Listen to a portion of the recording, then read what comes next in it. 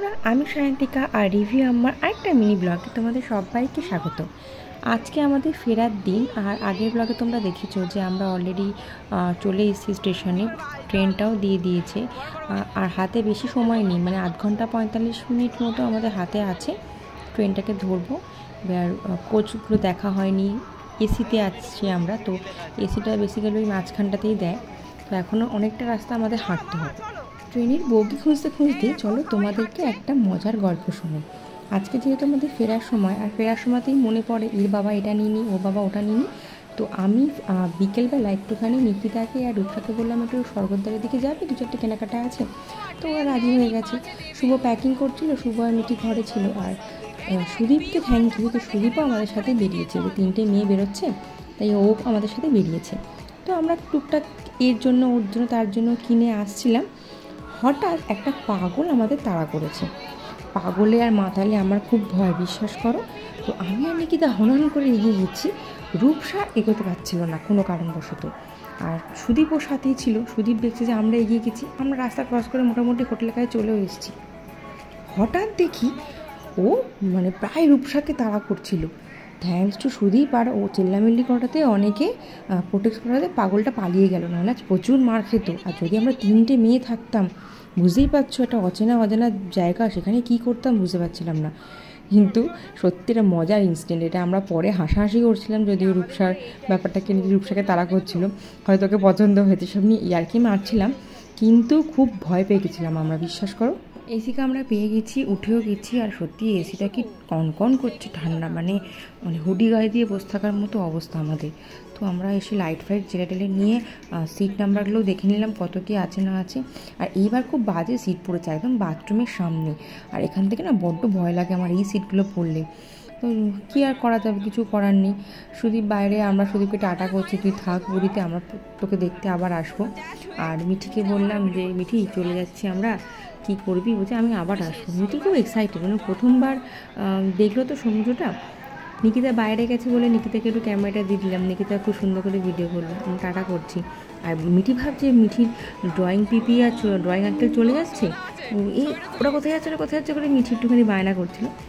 মিঠিও খুব মজা করেছে, বাকি দুটো বাচ্চাও খুব মজা করেছে, আমরা তো খুব মজাই করেছি। শেষবারের মতো স্টেশনটা দেখে নিলাম, ট্রেন চলতে শুরু করে দিয়েছে। দুর্গা বলে কলকাতার উদ্দেশ্যে রওনা দিলাম।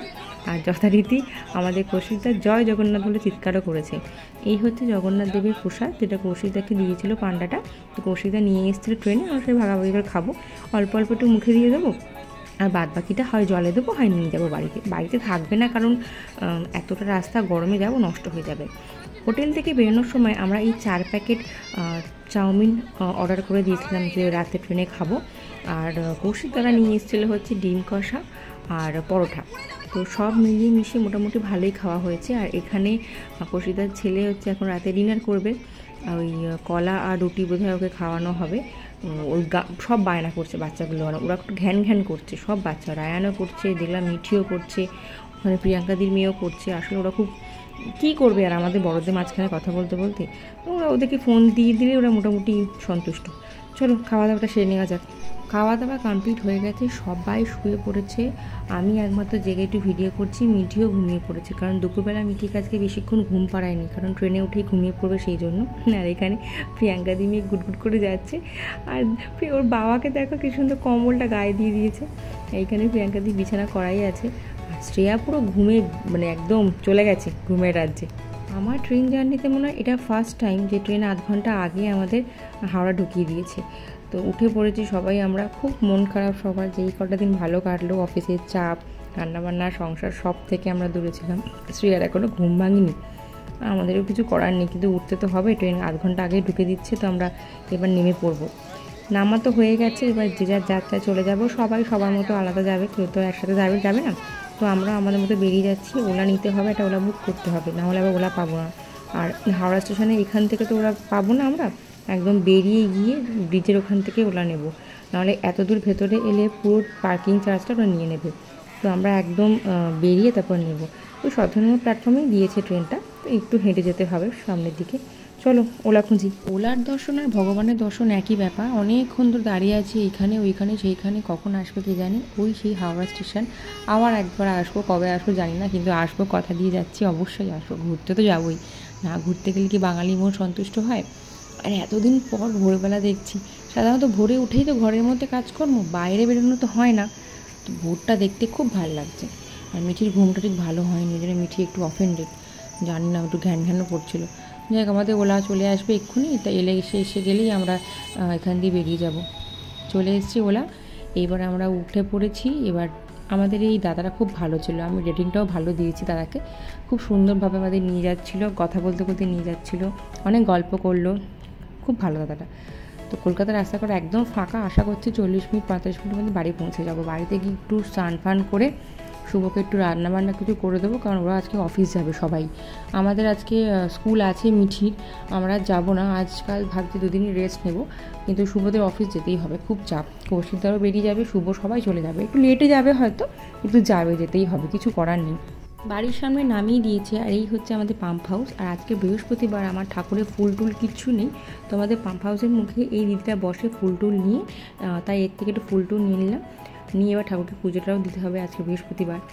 নিজের এলাকায় বলে কুকুরও নাকি বাঘ, তো মিঠি হাঁটা চলা দেখো, দেখে বোঝা যাচ্ছে দুমদাম করে পা ফেলতে ফেলতে যাচ্ছে।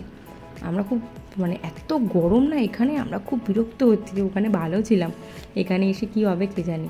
আর এই রাস্তাটায় ট্রলি টানতে শুভর খুব কষ্টও হচ্ছে, কিন্তু কিছু করার নেই, টানতে হবে। 10টা 10 মতো বাজে, মিঠি একটু কার্টুন দেখছে, শুভ একটু রেস্ট নিচ্ছে, আর আমি এখানে দেখছি আমার এই দৃশ্যটাকে। এটাকে সব কেচে কুচে আমাকেই তুলতে হবে। ভগবান, আমার ভাবলেই কান্না পাচ্ছে, বিশ্বাস করো। কান্না পেলে তো কিছু করার নেই, করতেই হবে। আস্তে আস্তে এই 2-3 দিনের মধ্যেই করে নেবো, কারণ আজকালের মতো স্কুল যাব না, স্কুল যেতে যেতে সেই সোমবার, তো 4 দিনের মধ্যেই করে সব গুছিয়ে নিতে হবে, নাহলে আমি আর সময় পাবো না। রান্না বসিয়ে দিয়েছি, শুভ একটু বললো খাবে, খেয়ে নেবে বললো একটু পরে, তো আমিও রেস্ট নেব। আর এই হচ্ছে জিনিসপত্রগুলো লোককে দেবো। চলো, ভিডিওটা এখানেই শেষ করলাম। ভালো লাগলে লাইক আর শেয়ার করে দেবে, আর এরকম ভিডিও রোজ পেতে গেলে আমার চ্যানেল সাবস্ক্রাইব করে রাখবে। দেখা হবে খুব শীঘ্রই নেক্সট একটা ভিডিওতে। ততদিন টাটা, ভালো থেকো সবাই।